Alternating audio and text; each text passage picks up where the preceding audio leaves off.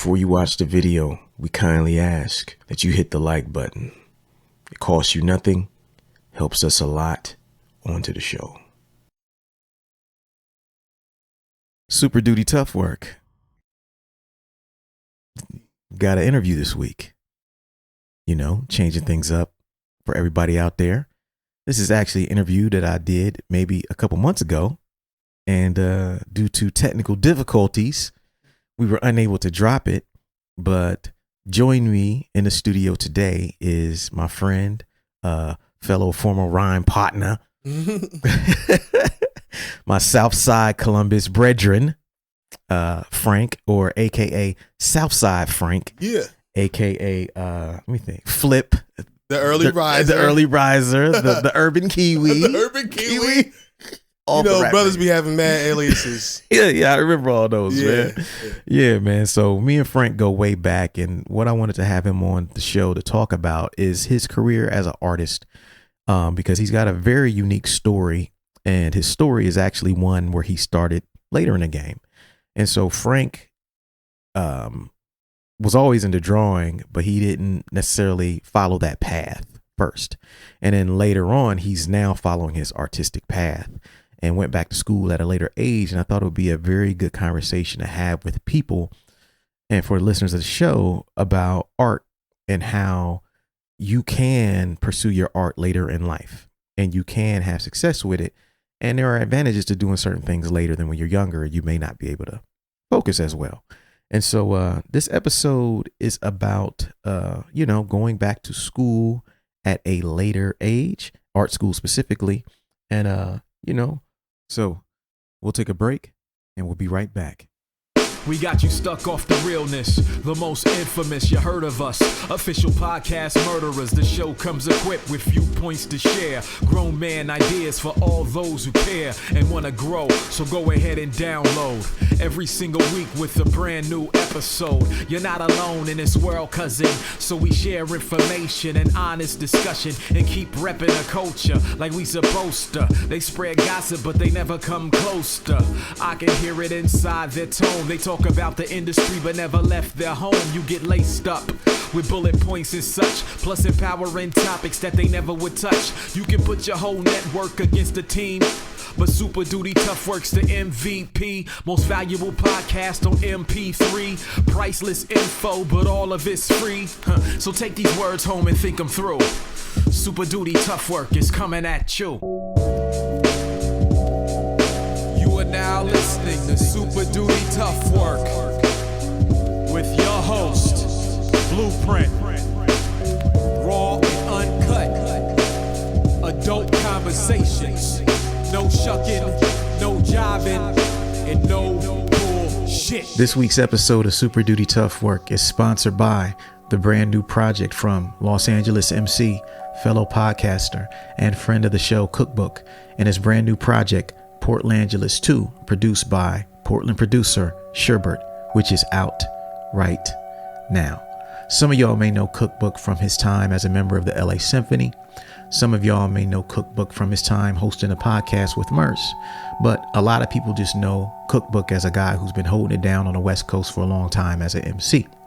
Now, y'all know we don't typically co-sign any music on this podcast unless it has the ingredients that we deem to be important as hip hop heads, which is dope beats, dope rhymes, and dope song concepts.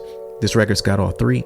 Plus, it's got guest features from Blue, Open Mike Eagle, Sick Jackin', Raz Cass, Theory Has It, and Ilmac. We want to thank these brothers for sponsoring this week's episode of the show. And we also want to ask you, the listener, to take a couple minutes to go stream the new record, Portlangeles 2, and check out the new music. If you like it, head over to cookbook.bandcamp.com and buy a copy to support. On to the show.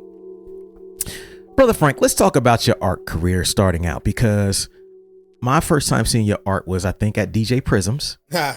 When you and Damon, rest in peace, used to have y'all black books out and y'all would be drawing characters. At that time, I felt like most people were drawing letters, and there was a lot of graffiti writers in the scene then with their black books, but y'all two were already drawing your own characters and things like that. So if we would be at a session, somebody be recording, y'all would always just be drawing little characters. Yeah. And I was like, oh, this is really amazing. You're the first people I ever saw who were kind of into that side of it. Let's talk about your entrance into art and what kind of got you into art at a young age. All right. So, yeah, thanks for having me on the show, number one. Appreciate it. You know, good to be here. Mm-hmm. Good to have you, brother. It's nice to, like, you know, be able to talk my stuff, get some stuff off my chest. You know what I mean? It's nice.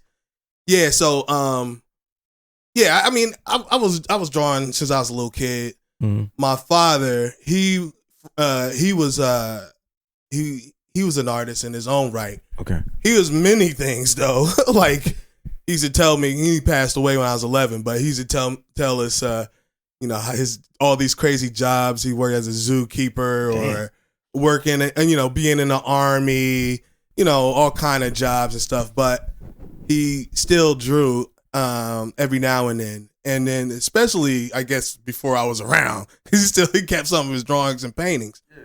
So seeing that, you know, that obviously, I want to do that too, you know. And so I started doing it. And, you know, I think about like some people I've talked to, like as getting older, like how their folks took them to the museums when they was kids and stuff like that, like expose them to the arts. I didn't have that, and that's not unusual, you know what I mean, being where I'm from, where we're from. Yeah. And you know, I was like, wow, I kind of missed out on that. But I definitely got books. I was, you know, I was given books, drawing books, books, Disney books. I watched a lot of cartoons, like you know, pausing the tape and then trying to draw Bugs Bunny or Roger Rabbit or something like that. Mm. So when you were growing up, there was no like professional artists that you had ever seen, right? No, I didn't know any. I didn't know any. So yeah, I talk about this with some friends of mine because I think I mentioned to you, like I had drawn a lot as a kid and then I stopped around like high school. But I think a lot of that stopping was because I never even considered that I could have become a professional artist. Which is wild. Like, do you remember any point where you ever saw anybody who was a professional artist? Okay. There was like, I think it was, there was like, I remember there was like some kind of church outing type thing that I didn't go to. Yeah. But I heard that they visited some animation studio that was working on this cartoon movie called I forget what it's called, but it was Rodney Dangerfield as a dog. Yeah. And apparently there's a studio here working on it. Wow. Yeah. Dang, that's a crazy memory. That's crazy. But I missed that. But if I'm being completely honest, I guess I have heard of something happen. Yeah, but not like someone who's like, hey, he's a friend of the family. No. Or I saw or shadowed him or anything like that. I got an uncle who's always been an artist. Yeah. But, you know, we ain't, you know, he wasn't like, you know, he was doing his own thing. Yeah, you know he what I'm wasn't saying? around like that. Yeah, he wasn't around like that. You know, now that I'm older, I see him making moves and doing, you know, he's a big fish in a small pond in Springfield doing a whole bunch of art stuff in the city or whatever. That's awesome. Yeah. So like, how did you, I guess, learn that you were talented? Like, was there a teacher? Was there a time when like you remember you kind of being like, oh, someone saying, oh no, Frank, you're really good. You know, friends would say stuff, and because I'm trying to do something, but I don't know how good it is, you know, and people have to like, oh, you're a drawer, you're an artist, you're a drawer, and you know, let's see, art school, middle school, I had an art teacher, and I remember. I always had a demented sense of humor, and I remember I was drawing me like being scared of getting my butt whooped by my mom because my grades were bad or something like that, and I guess I kind of like made it intense. So like one of those PTA conferences, like the teacher was saying something to my mom, I didn't know. We come home, she's like, I didn't know that you felt that way. Are you, you know what I mean? Like, I'm like, what? I was just being funny, you know? He's about to get her arrested. Right, I know. Like, he's doing art therapy, some psychoanalysis on my work, you know what I mean? He's like, this is really good, Frank, but tell me about your house. Like, Yeah, what's going on at home? Right, what's going on at home? You're like, oh, no, I'm just playing. It's just regular life. What are you talking about? Yeah. I do remember school in fourth grade or something, or third grade. I had a teacher that encouraged me to do this banner of all these birds based off some book. Yeah. And so I'm drawing this big banner, and I did something wrong or said something wrong, got in trouble. And to punish me, she was like, you know what? You can't draw this now. Yeah. Damn, petty. Yeah. I know. I laugh at it, but it's funny that I remember it. So it must be significant in some way. So like in high school, let's talk about like high school though, because eventually you started to really stand out. Yeah. I mean, like I never stopped drawing, and so you do a thing repetitively, and you start getting better at it. And I try and draw the hip hop people I was listening to. Still drawing dumb cartoons and stuff, and people would ask me to do something. It was always something like a variation of like, yeah, can you draw me like me sitting in front of a Jeep and there's like a pit bull and he got Glock in his waist and he got some money, he got a stack of money, or some variation of some stuff like that. Some of the doggy style covers. Yeah, or like now I look back, I'm like, this is them what do you call No Limit records. No Limit. I like, this is the stuff that people want me to draw. Yeah, a blinged out dog. Yeah. With a tank in it. Right, with a tank in the back. Yeah, I need to some Nikes on. And a gold chain. Right, a gold chain. It's like, all right, I got you, man. Yeah. $20. Yeah. No, I wasn't even hustling. I should have been hustling. He was like, I'll do it for free. Yeah, okay, I'll do it. Or I'd be like, no, I'm not going to do it. Yeah. So let's talk about how what's wild is like hearing you talk about is like it was something you just loved to do. Yeah. You never looked at it like this is what I want to do with the rest of my life. This is something that's even viable. Yet you managed to get offered a scholarship to an art school. Yeah, man. Explain how that came about.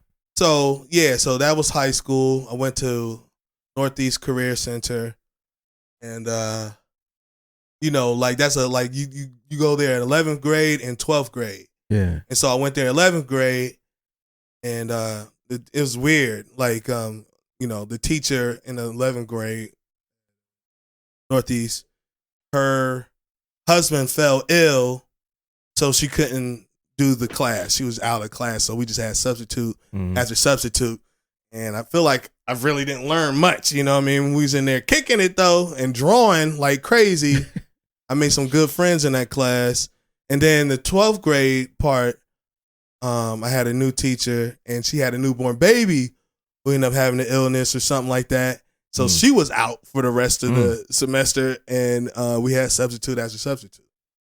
But with that said, I guess it's part of the program where you make a portfolio to send the CCAD. Columbus School for Art and Design. For those who don't know. Columbus College of Art and Design, and to see if you can get a scholarship. Now, I don't know if they had a relationship with that establishment, Yeah. Because I think maybe not all of us, maybe not, I don't know. Yeah. But a lot of us got offered some kind of scholarship.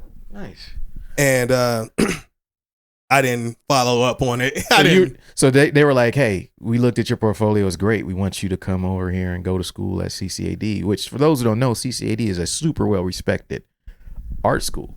Like, it's like very well-respected. Yeah, it's up there. Yeah, and it's got like, great funding. It's not no bullshit. Like, it's really a dope school. And you were 17?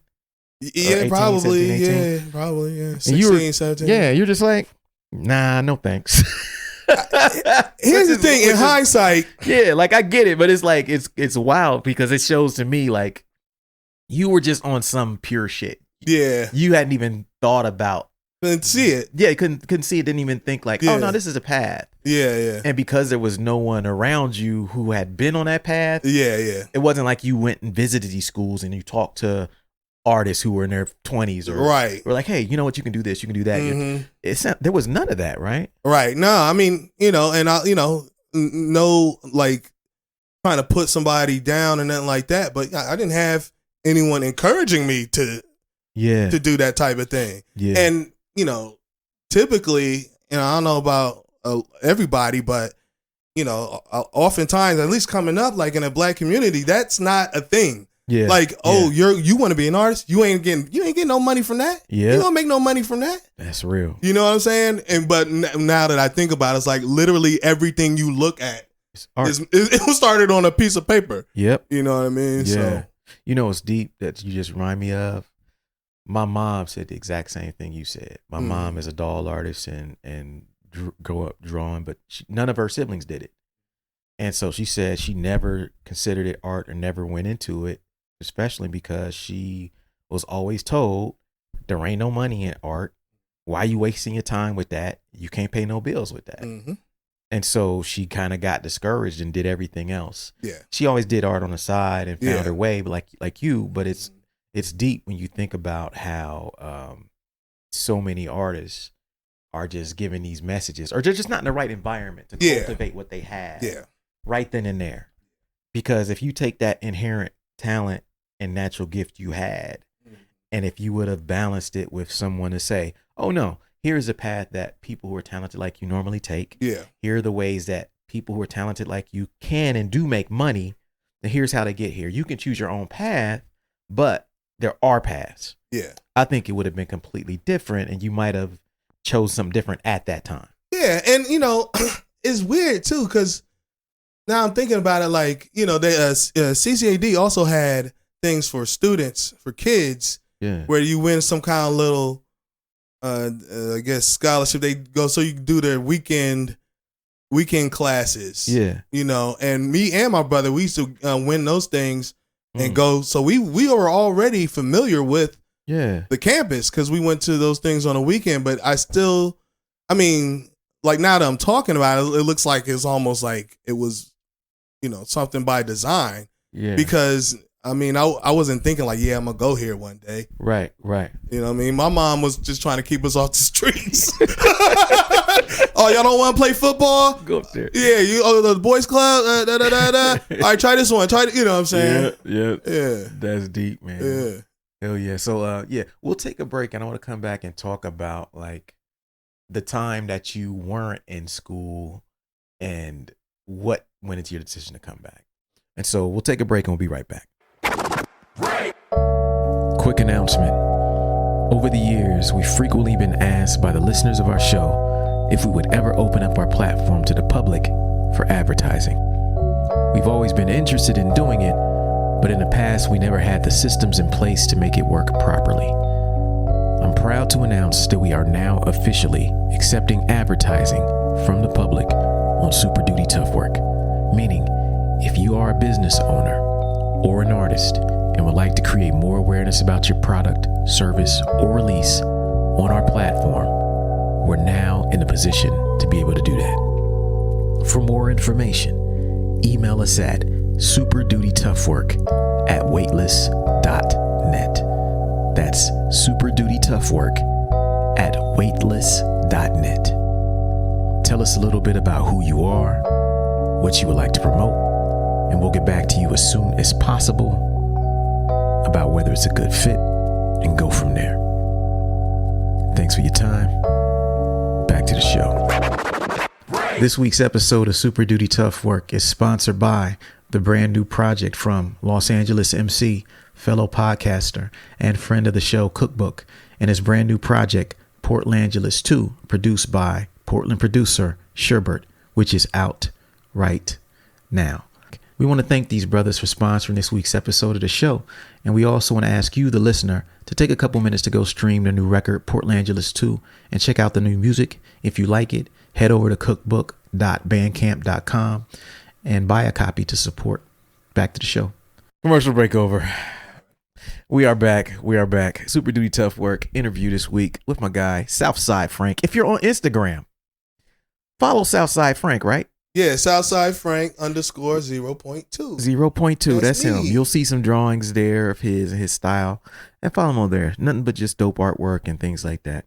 So let's talk about when you decided not to go to school, like what did you end up doing and what was the story behind how you ended up being like, okay, I think I need to do this now? Okay, yeah. That's a long period of time. Yeah, because I know you you've done a lot. I know you, obviously I met you through hip hop. Yeah, so doing you were hip hop, rhyming and in groups and everything. Yeah, and just trying to I guess you say, find who you are, or Yeah. just gather your bearings as a citizen of the world type stuff. And but I ain't gonna lie, like I was a slacker for a long time, you know what I mean? And I was just working to pay the bills and you know what I mean, and partying and having fun, chasing girls and stuff like that. And I was like, oh, I can do this for a while. Yeah. And so I did. Did it for a long time. And was there a moment where you just start, because everybody has these moments where like you realize you're talented and that maybe you might be not capitalized, you might be wasting that talent. Did you ever have that moment? Yeah, man. Yeah, because to my memory, like I started meeting people even through the hip hop scene that was going to art school. Yeah. Like, oh, that's why you're here. That's how I met you, because you're here for art school. Yeah. And then I look at what they're doing, what they're learning and stuff. I'm like, I want to go to art school. You know what I mean? I wouldn't tell nobody that I had a scholarship. Right. You don't want to tell them that. Yeah, yeah. Then Embarrassing. I turned it down. But mostly it was too late for me for that scholarship too, because like I said, I was not that great of a student, and I had flunked 12th grade. I had to do it again. Yeah. And that took some wind out my sails, you know what I mean? And I just didn't think things were possible. I couldn't see possibilities. So I was like, well, I got to figure something else out. But I started like getting older, like, going to the scenes and stuff. You start meeting people, they going to art school and they good. Yeah. And I'm like, man, I want to do that too. And I felt kind of like lame that I, even sometimes like, yeah, I'm gonna go.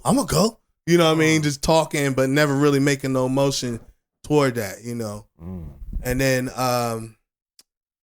man, life be lifing. You kind of like forget things, but I never stopped drawing. Yeah. I'm all like, literally, I think about it today, like literally everybody I'm in contact with, I deal with or friends with are creative in some form. Yeah. It's crazy. So but you've always been around it. You just never went all the way in. Didn't go to the institution. And not to say that I needed to, because now I'm looking at it like, maybe I'm glad that I did, but I'm like, man, going through it, I was like, man, I could have taught myself this stuff, what I mean? With the proper tools. Yeah. But the structure sometimes been what drew you to it. I needed that. I really needed that. And but I don't want to be jumping all over the place, 'cause I got a habit of doing that. Oh, yeah, just like what you were seeing that made you kind of turn the corner. Yeah, okay, so I worked for Carl Newman, Roots Records. Yeah. I worked there for a long time, like over Shout out to Carl. Yeah, shout out to Carl. I worked there for like maybe over 6 years or something. But it was a great time. But even him, he was like, hey, why don't you draw something? You know what I mean, for the store or something like that. Everybody knew that I could draw. That I was pretty good too, I would say. And let's see. Oh, it was a friend of mine who was here. He's from Cleveland or Shaker Heights, but him and his friends, they went to OSU or CCAD or both. And he went on to do things, and he started working for Cartoon Network. And I started seeing his stuff, and I started seeing his name on the credits of these popular TV shows like Adventure Time, Regular Show. There's some other popular ones too.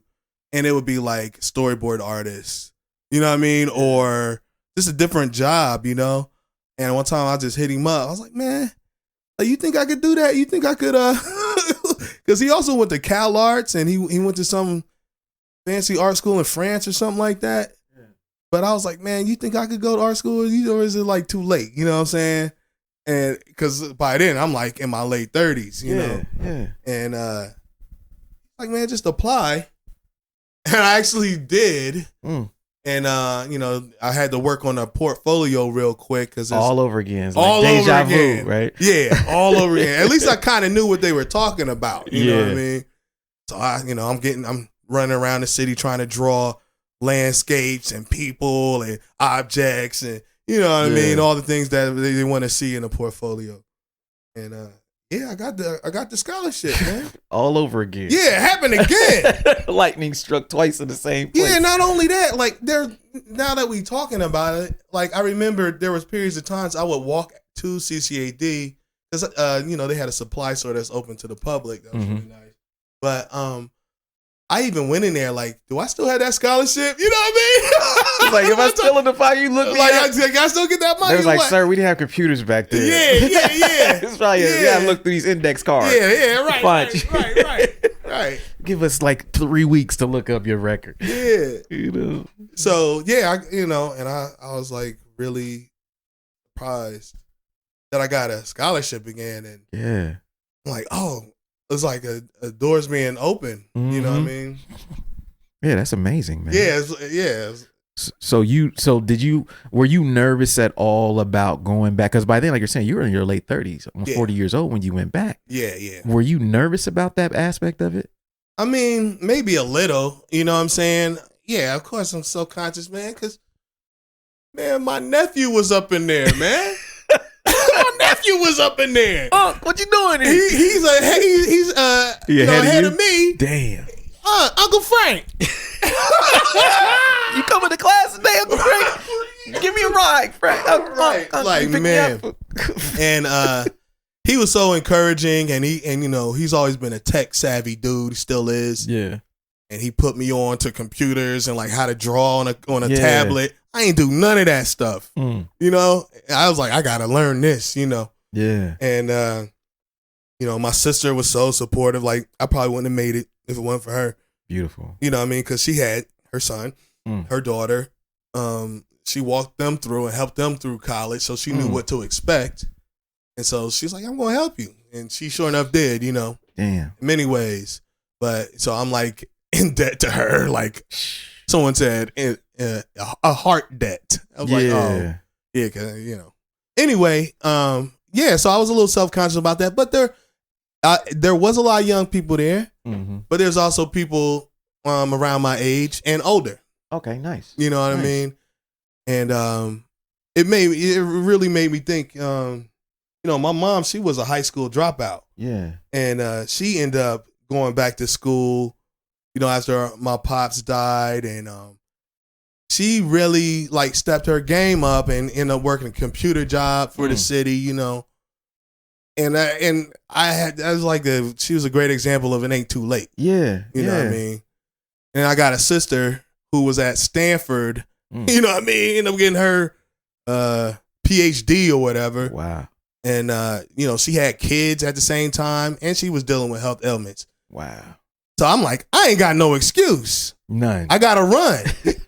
I was like, man, my whole thing that the pressure that was on me was I cannot screw this up. Yes. I messed so much stuff up in my life. Like I can't mess this up. And I remember partying and like trying to do school at the same time. I was like, I got to sacrifice this, man. I can't go. Yeah. I can't go, That's dope. So being an older student there with a lot of younger students there, did you find that you had some advantages over them from being older? Yes, I did. I mean, because I'm street smart. Yeah. You know what I mean? I'm street smart and my attitude towards this institution is like, because what a popular gripe that I think people do in this country, but even people that I knew that were art students, like, oh, it crushes you. It takes the creativity from you. Yeah. You know what I mean? I'm like, I don't know what you're talking about. You know what I mean? Because you at this point you've been 20 years. Yeah. I mean, not even in school, so you grew up drawing. Yeah. Then you just did what you wanted to do, but always drew the entire time. Yeah, yeah. And you never lost your creativity, so it would take more than that to take it out of you, right? You knew at that point, like, they can't take nothing out of me. Nah. Yeah. I mean, if maybe I'm a little, shade or whatever, take how you want. But if I'm like a little soft, tender little art student or something, that what I mean, like that can get somebody can push me. Like, can't nobody mess with me, man. Yeah, I'm up here with something I already have. I'm taking what you got and putting it with what I already have. That was my whole attitude. That's dope. Yeah, that's dope. Because I think a lot of those kids, the biggest thing you lack when you go into that right after high school is confidence. Yeah, because you don't have that real world experience. True indeed. You know, whereas you were drawing, probably doing jobs for other people, even though you weren't a professional artist. Yeah, you were confident. You developed your style completely. I was doing murals outside of it. I was doing all kind of crap. Yeah, without art school. Without art school. Yeah, hustling it too. But like, it was eye opening to me because I'm about to sound like old man, but I'm like, man, this generation, man, they soft. You know what I mean? Soft little kids. Yeah, like I never been around such a multitude of introverted people. And I'm introverted to a certain extent too. It's true though.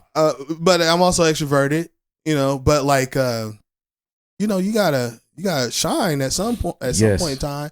And it's fine because I'm like, oh, y'all green. You come out of your shell eventually or whatever. Maybe most of them, but I never seen, like, I remember seeing this girl like wince in pain because the teacher was like calling people's names, just trying to take attendance, and she did not want to speak up. I was looking at her like she didn't do nothing. She was like, it looked like it hurt her. All right, where y'all from? Yeah, you was at a big advantage, man. Hip hop gave you a big advantage over all them kids. I was about to say, bro. All them open mics, all them fucking ciphers, all them records you recorded. Look, you was in there like, man, y'all not ready for this. Because one thing what I know about performing is you have to be cool with making an ass of yourself. Public humiliation. Yes. I have no problem dealing with that, man. I'm not embarrassed easily. You know what I'm saying? But I also learned that, that hip hop really, really influenced a lot in my life. Like, because like I had to do a presentation. Yeah. And sometimes it wasn't as thorough, the research and something like that, like you got to hurry up and get stuff done. And I would freestyle it. You know what I mean? Because you can freestyle. Yeah, I would freestyle the presentation. I knew how to project my voice to the back of the room. Yeah. I knew how to look at other people while I'm talking. And I was captivating these fools. Some of them probably thought I was being a show off or something. Yeah. Hey, shit. Hey, it worked. Yeah. So you now that you're out of school, how do you feel about the whole experience? And I would imagine that you're glad you did it. What's the feeling of satisfaction knowing that you finished art school? I can still, like, every now and then I can still kind of like lean on that. Like, I accomplished something. I followed through on something. And that was my whole thing. I ain't following through much on stuff, Hell yeah. So, and it just showed me what I can be capable of, completing something. And I will also give props to CCAD because, like I was saying earlier, I didn't see possibilities really. You know what I mean? Like, I've always been a dreamer. Yeah. But I didn't know how to do, like, how to do something. Right. And I wasn't no computer dude, so it's not like I, jumping on Google to learn everything and stuff like that. So I would say CCAD offered me a milk crate to step on, to look over the fence to see what. Yeah. You know what I mean? That's dope. So that changed my attitude towards projects of all types. It's like, because they beat that into you, like, you gotta meet that deadline. Yeah. And I've been like that ever since. And now I can see so much more of what can be, Yeah.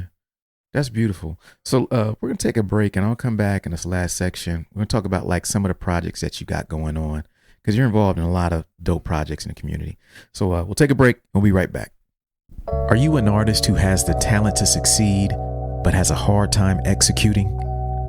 Do you have the will to win, but lack the plan? Are you tired of having great ideas that never come to fruition, or starting new projects but never finishing them?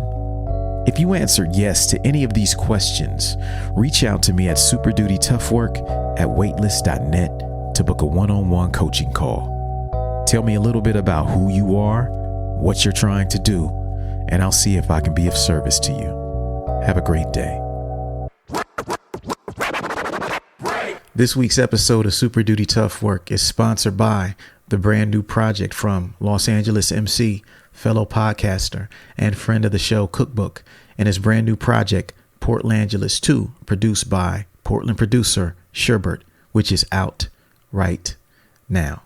We want to thank these brothers for sponsoring this week's episode of the show, and we also want to ask you, the listener, to take a couple minutes to go stream their new record, Portlangeles 2, and check out the new music. If you like it, head over to cookbook.bandcamp.com and buy a copy to support. Back to the show. All right, folks, we are back. Super Duty Tough Work Blueprint here with my guy, Southside Frank, and we are talking about going back to art school at age 40. And you have a lot of really dope projects going on, and a lot of them have come about through your relationships in the artistic community here in Columbus. As someone who started kind of late, how did you make inroads into the artistic community in Columbus? Well, yeah, because that was another focus of mine at CCAD. Is like, I need to network. Yeah. You know what I'm saying? I need to, and it wasn't as easy as I thought it would. It didn't work out quite like how I wanted to. I have made some friends there, some people I still talk to and deal with, you know? And they are also pursuing, you know, going further in their journey in the art career. Yeah. But it was people. I made more connections with people outside of art school, or maybe some of them maybe already been there too. But like, it was deliberate. Me trying to make some kind of form relationships. Yeah, form relationships. Yes. Be part of a community. I knew that I need that. You Smart. know. And because you probably wouldn't have done that at age 18 if you were there. Nah, definitely not. Yeah, because you wouldn't have understood it. And my attitude, a lot of times I was younger, I still have to fight it sometimes. Like, who needs you? You know what I mean? Do it by myself. Like, I do it by myself. Right. But yeah, it takes a village. I know that might sound cliche, but it's so real. Yeah. And or another cliche, your network is your net worth. Yeah, that's a bar, right? Yeah. Who said that? Is that rap? That's not rap. It's bigger than rap. But yeah, I heard that outside of rap. But yeah, that's the a bar. Yeah. Yeah, your network is your net worth. Yeah. You can put that in a rap or something. Mm-hmm. But yeah, so yeah, like Kent, Grossweiler, he reached out to me on social media. I ain't even know bro like that, but he was funny, and he's like, we should work on something sometime. Like, and that's always been my thing. I love to collaborate. Yeah, I love to do that. I love collaborative projects, and especially when it's all work, everybody's working and stuff. But like, so and we got together, started doing paintings. Yeah. And like lowbrow art is, I guess you could call it a genre. A lot of weird stuff, and people liked it. They dug it. Start doing shows with them. Start selling paintings. Oh shit! Whet my appetite. I said I could do this. I could do this. And so and we still link up and got ideas cooking and stuff like that. Then there's Reagan. Mm-hmm. Matter of fact, I already knew her because she was just on the scene and stuff like that. Her from the music scene. Yeah, and she had a thing, like Inktober, but she's doing her own version because she loves history. She loves Black history. Yeah. And so it was a theme like that, and then ended up being like about Black rockers, Black punk. And I was let's talk about that for a second. So you and Reagan have this, it's like a magazine that you do together, and it's like the history of like Black punk bands. Yeah, well, the history, because she's got a specific book called The History of Black Punk. But I believe that came after we were doing Poctober, Right. which was a daily drawing challenge that highlighted Black punk and rock adjacent figures, old and new, like up and coming, So I would notice you guys would even do Ohio bands, which was really we trying to find people in Ohio, everywhere. yeah, like wherever we can find them, and it really, I mean, it's like it's during popular. during that same time though, it was like it's still happening, but it's like this Black renaissance is happening with writers, artists, visual artists and stuff, and start seeing all these people doing stuff like putting music out and doing art, punk related art and stuff, and we end up forming connections with those folks, and getting work too, what I mean, and it's just a beautiful thing, because I love like DIYers, you know what I mean? Yeah, that's exactly what they are. Yeah, they all about that. So so Poctober ended up from being a daily drawing challenge in October. Yeah, we ended up taking the collections and making them zines. Yep, but like high quality zines. You know what I mean? Yeah, they're very dope. And writing articles and doing interviews and stuff. Yeah. That's dope. And so you also like you have like I missed it. Well, no, I came back right at the end of it. So you had your first big show recently. Oh yeah, man. Right? Yeah, because we were supposed to do this before that show. Yeah, and then the technical problems, and then I dipped and I came back. Yeah. And I got to see it right at the end. Yeah. That was such a highlight to me. Yeah, I can still get the warm fuzzies when I think about that, because there was a lot of people there, man. Yeah, it was a constant stream of people coming in and out the whole night, and I didn't expect that. You know how it is. You throw a party, you like, oh, I hope they come. Anybody gonna come? And people I didn't expect to see came through and bought art, bought the Poctober zines and stuff. Yeah. So it was a real high. Like I never felt that that in a real long time. Like my face was hurting from smiling. You know what I mean? Yeah. No, it was. I was like, I got to do that again. Yeah, yeah. Like, does it put like?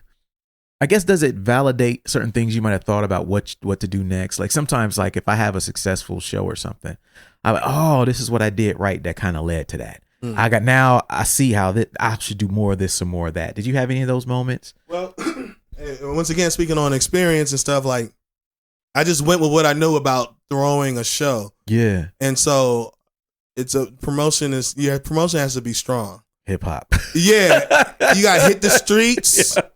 You got to talk to people. Yep. You know what I mean? You got to go cross the street. You got to go cross the other side of town. Yep. You know what I mean? And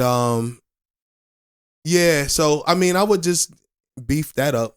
Yeah, just the promo. And I'd have to shout out Kamal. Yes. You know what I mean? And his spot, him and his people's spot, the Citadel. Yep. Shout out to Citadel. You know what I mean? Because for them to be on Parsons on the South Side, this Black-owned business that has like as a venue for all kind of events. Yeah. And he's been experiencing throwing art shows before, but this was his first time doing it at his spot. Yeah. So it was like really real important to both of us. You know what I mean? Yeah. And so and Kamal's a cool cat, I'm gonna keep rocking with him. But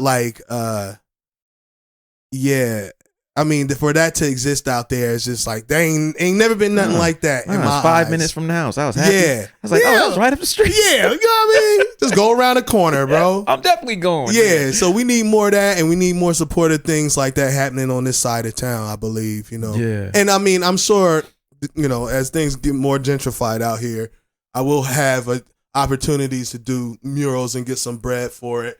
And then they say, "Get out of my face," you know what I mean? But yeah, I just want to see that place shine because it's real important to me. That's dope. So like with the art show, was there any surprise about what people? Because I did see people buying art. Did anything surprise you about the show? Yeah, I mean, I was surprised the whole time, and Yeah, like people bought these paintings because I don't do. You don't really do a lot of painting. No, I don't. Yeah. And then the stuff I paint for me mostly. Yeah. Like I'm not doing. I know what's trendy and what sells. I pay attention to that stuff. Mm-hmm. I just don't want to do that. I just like if I'm going to be doing it, man, I might as well paint what I want, like a black version of The Bride of Frankenstein. And Frankenstein in the 90s with a conch and like her hair all whipped up, you know, with the big bangle earrings and stuff like that. But yeah.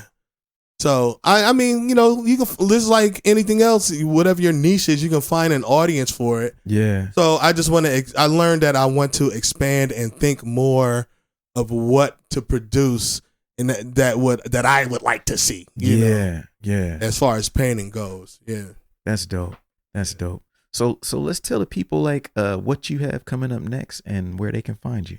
Okay, yeah. Well, we always working on another Poctober zine, and let's see. I don't know what else. I'm just doing murals. Yeah. You know what I mean? You got Blueprint T-shirt design in there.